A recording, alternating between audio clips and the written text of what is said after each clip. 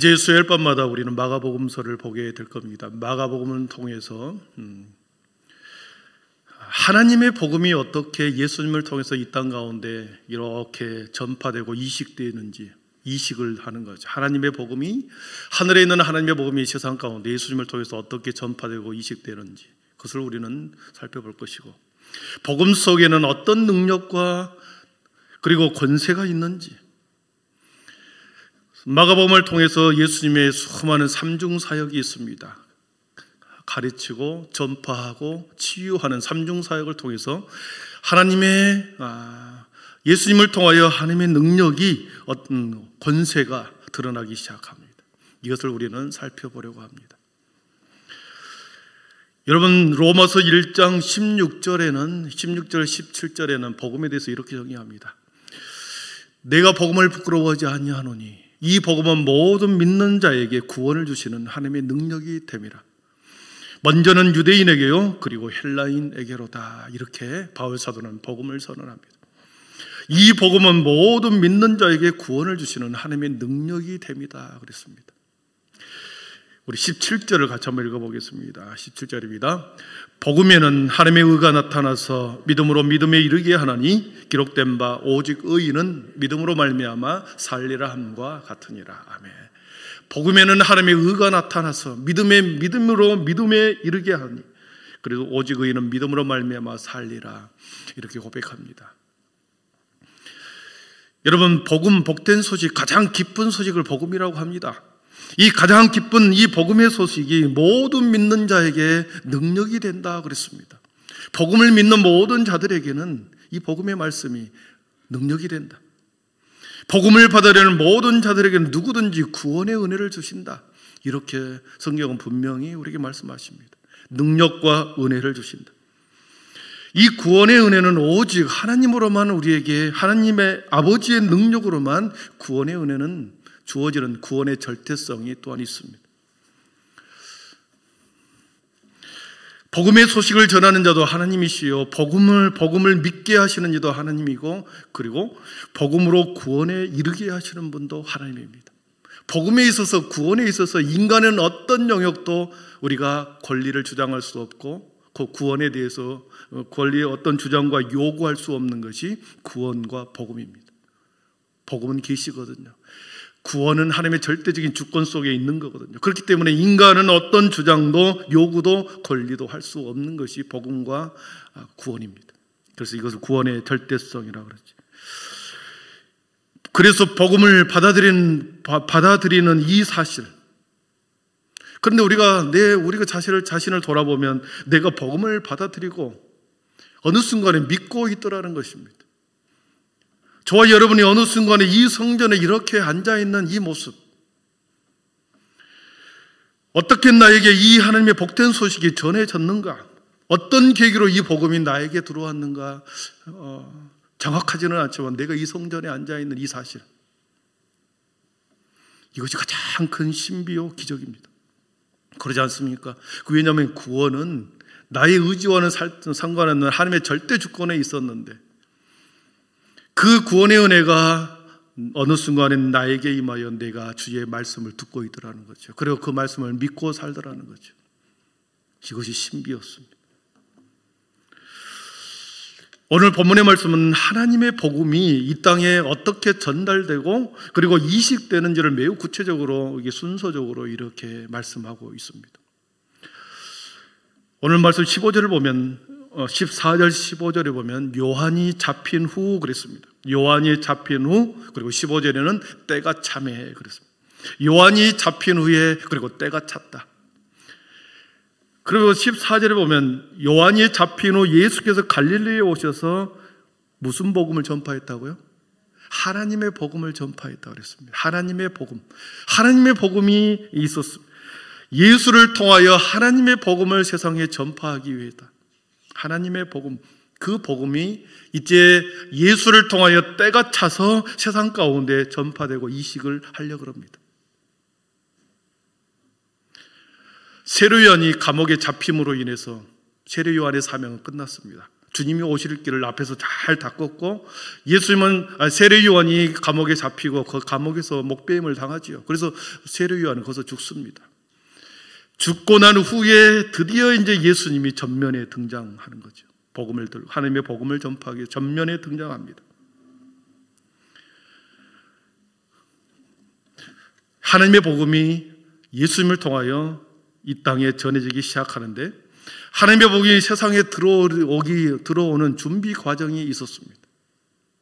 하나님의 복음이 세상 가운데 전해지는데 하나님의 허락이 있어야 되겠죠. 하나님의 승인이 나야 하나님의 복음을 세상 가운데 전할 수 있겠죠. 하나님의 허락과 하나님의 승인이 있어야 합니다. 자신의 아들을 통하여 하나님의 복음이 세상에 전파되기 위해서는 하나님의 허락이 있어야 되고 하나님의 승인이 있어야 됩니다. 그것이 오늘 9절에 보면 세례의 사건으로 나타납니다. 여러분, 세례 사건은 지금 우리들이 베푸는 세례의식과 조금 다른 내용입니다.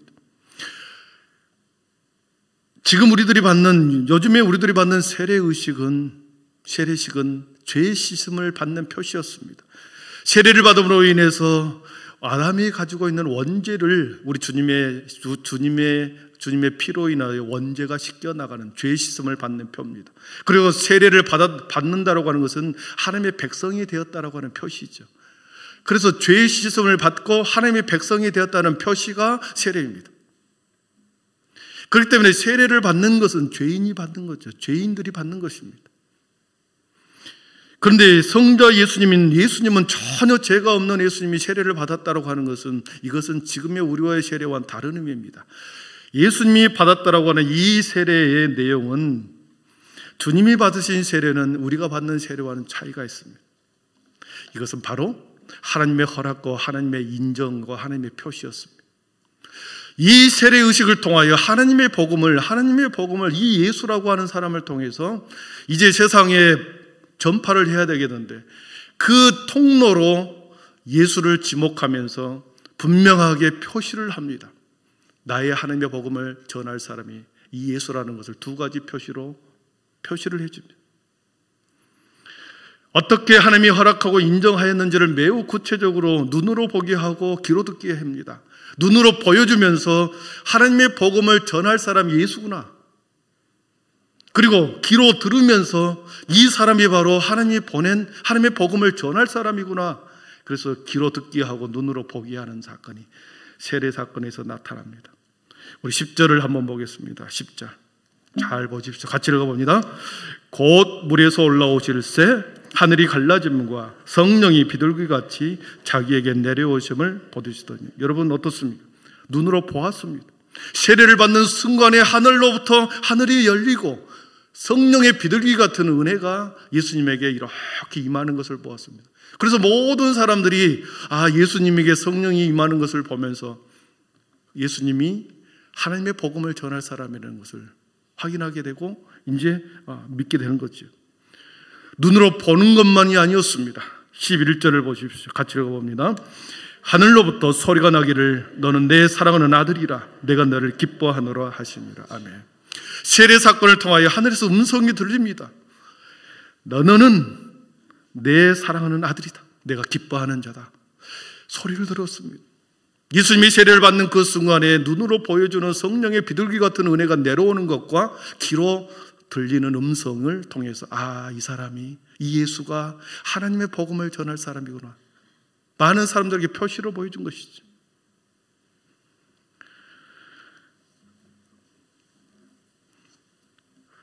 생생한 언어로 두 눈으로 이렇게 예수님이 하나님의 복음을, 하늘의 복음, 하나님의 복음을 전파할 사람이라는 것을 표시해 주었습니다.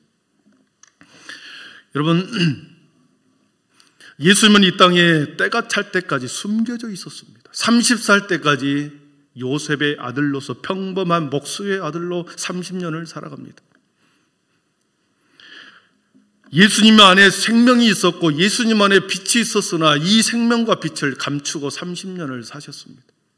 하나님의 때를 기다린 거였습니다.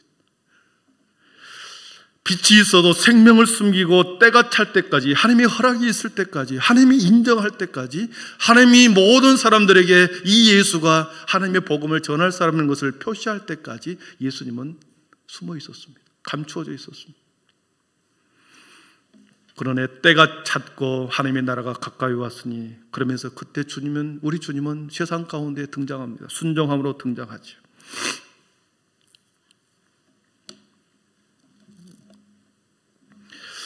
예수님의 순종의 모습을 우리는 볼 수 있습니다.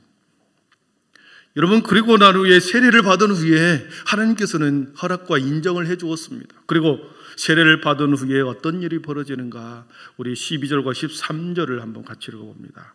12절과 13절입니다. 성령이 곧 예수를 광야로 몰아내신지라. 광야에서 40일을 계시면서 사탄에게 시험 받으시며 들짐승과 함께 있으니 천사들이 수종드니라. 아멘. 하나님의 허락과 동의가 떨어졌습니다. 세례를 받음으로 표시가 딱 뭐하는 사람이 다 보았습니다. 들었습니다. 허락이 떨어졌습니다. 가장 먼저 누가 예수님 앞에 다가옵니까? 성령님과 사단이 예수님에게 오는 겁니다. 성령님이 예수님을 광야로 이끌어 갑십니다. 그런가 하면 사탄이 다시 예수님 곁에 붙습니다. 성령과 사탄이 동시에 예수님에게 이렇게 다가오는 거죠. 성령 하나님은 우리를 테스트하십니다. 테스트는 시험이죠. 그것을 통과하면 더 나은 세상, 더 넓은 세상, 더 큰 능력으로 주시는 것이 테스트죠. 테스트입니다. 성령은 우리를 테스트하십니다. 이 시험, 이 테스트를 잘 넘어가면, 대학교를 가는 것처럼 테스트를 잘 거치면 더 큰 세계, 더 큰 능력으로 다른 세상으로 우리를 인도하죠. 그러나 사탄 마귀의 시험, 사탄 마귀의 유혹, 이것은 템테이션이라고 그러죠. 유혹은 우리를 무너뜨리게 하는 거죠. 하나님의 복음이 전파돼서는 안 되기 때문에 미리 가장 먼저 사탄이 그것을 알고 예수님에게 달라붙습니다. 넘어뜨리게 하고 유혹하여 넘어뜨리기 위해서. 그런데 성령님은 예수님을 광야로 데리고 가십니다. 몰고 가셨다. 데리고 가셨습니다. 왜 성령님이 예수님을 광야로 몰아가셨을까? 왜 성령님이 예수님을 광야로 인도하셨을까? 거기에서 40일간 금식 기도를 합니다. 왜 그렇겠습니까? 이 광야에서 40일 기간의 금식 기도는 하나님의 능력을 체험받는 시간이었습니다. 하나님의 능력, 하늘의 능력을 체험받는 순간이 이 금식 기도였어요. 40일간의 금식 기도였습니다. 30년 동안 세상에서 살았습니다. 30년 동안 세상의 소리를 들었습니다. 30년 동안 예수님께서는 세상의 소리를 듣고 보고 세상의 것을 먹고 그렇게 살아왔습니다. 그런데 하나님의 때가 되어 하나님의 복음을 이제 전해줘야 되는데 그 모습 그대로는 안 되기 때문에 단절시키고 30년의 모든 지난날의 삶을 단절시키고, 그리고 40일 금식 기간을 통하여 하나님께서 하나님의 능력을 체험받아야 앞으로 공생의 활동을 할 때 엄청난 세상의 시험, 사단의 도전, 사탄의 영적 공격이 심할 때 이것을 능히 이겨내기 위해서 예수님이 광야에서 40일간은 금식했던 것입니다. 아무도 없는 곳에서 세상의 소리를 들을 수가 없겠죠. 아무도 없는 곳에서 세상의 것을 먹지 못하겠죠. 아무 말도 하지 못하고 아무 소리도 듣지도 못하고 아무것도 먹지 않는 40일 기간에 오직 40일간의 금식 기도는 하늘의 능력, 하나님의 능력을 체험받는 시간이었습니다.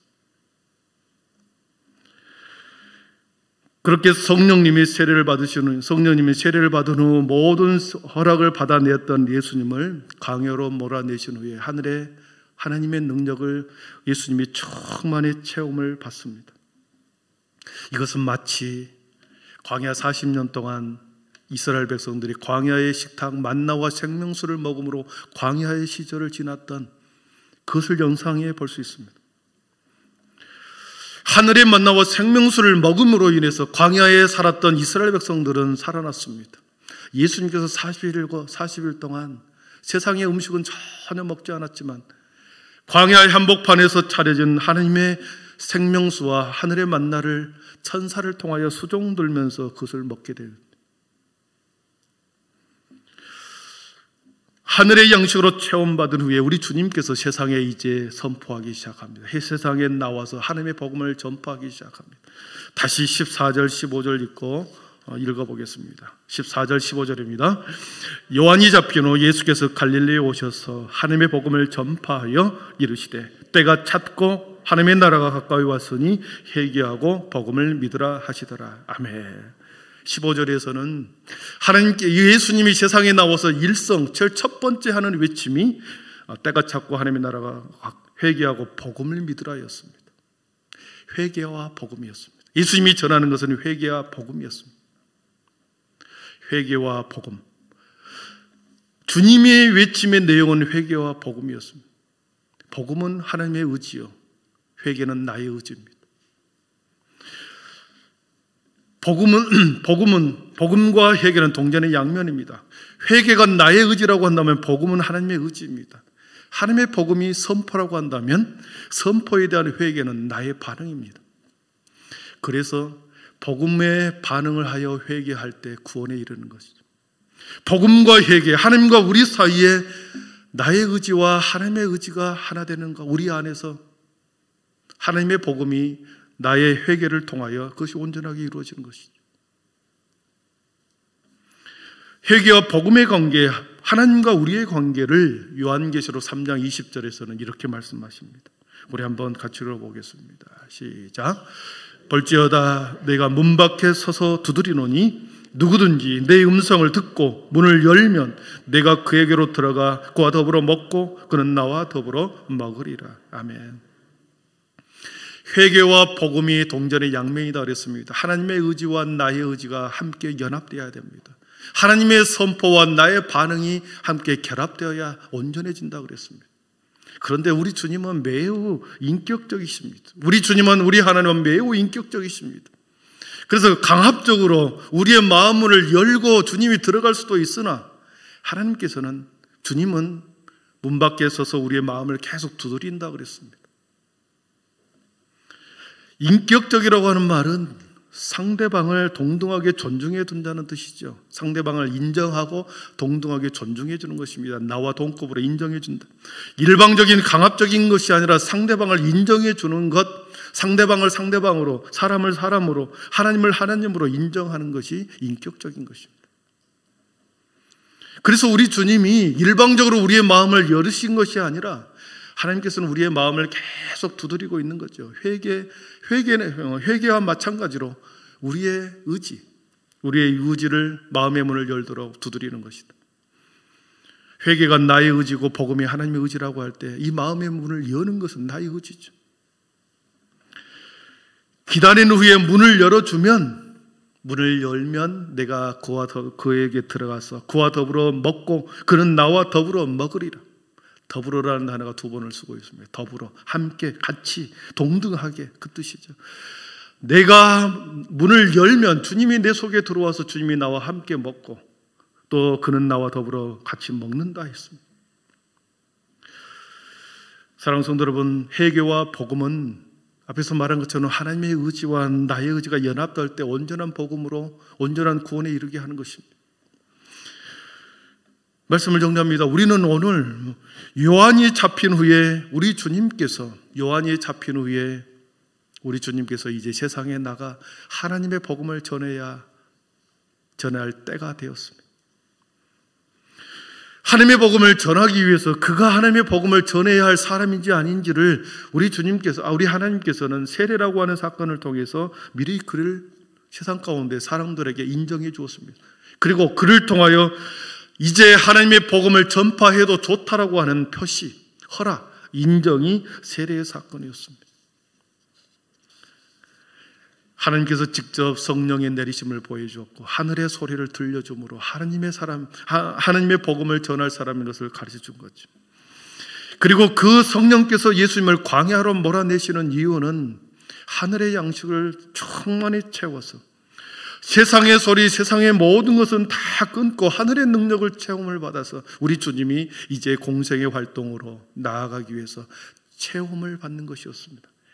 사랑하는 성도 여러분, 우리가 무슨 일을 할 때 뭔가를 채워야 됩니다. 장사를 하려면 자본금이 있어야 되는 것처럼 우리가 교회가 부흥을 준비하기 위해서는 뭔가를 준비해야 합니다. 내 가정, 나의 영혼에 먹는 내 부흥이라고 하는 저 단어가 교회가 숫자가 늘어나는 것으로 생각하면 안 됩니다. 개인의 부흥이 있고 우리 가정의 부흥이 있고 우리 교회의 부흥이 있습니다. 나의 부흥이라고 하는 것은 나의 영혼이 메마른, 나의 영혼이 여전히 메마른 상태로 살아가는 이것을 다시 갱신하는 것입니다. 다시 하나님의 열정으로 살아나는 것이고 다시 하나님의 열심으로 하나님을 찬양하고 예배하는 것, 그것이 살아나는 것이 나의 부흥이죠. 우리 가정도 그렇습니다. 우리 교회도 하나님의 생명의 부흥이 먼저 일어나기, 그 부흥이 일어나기 위해서는 반드시 뭔가를 준비해야 합니다. 그것은 바로 회개와 기도입니다. 회개의 기도, 우리가 합심하는 기도입니다. 기도를 통하여, 회개를 통하여 하나님 나의 의지가, 하나님 나의 의지를 발동하여 하나님 앞에 내 모습 그대로 나아가고 그 기도를 통하여 하늘의 은혜를 경험하는 것입니다. 금식 기도는 나아갔다라고 하는 것은 주님이 하늘의 능력을 체험하는 것처럼 우리가 기도의 자리에 나온다는 것은 내 속에 하늘의 양식으로 채우는 순간입니다. 그렇기 때문에 우리가 올 한 해 동안 수년의 내 인생과 우리 가정과 교회의 부흥을 경험하기 위해서는 반드시 우리가 채워야 할 기도의 분량이 있습니다. 사랑하는 성도 여러분, 올 한 해 동안 우리 주님이 순종했던 것처럼 우리도 함께 순종하여 우리 비전을 함께 이루고 나의 영혼이 더욱더 생동감 있고 역동적으로 신앙생활을 하도록 우리 함께 기도의 자리에서 더 간절히 부르짖을 수 있기를 축복합니다. 기도하겠습니다.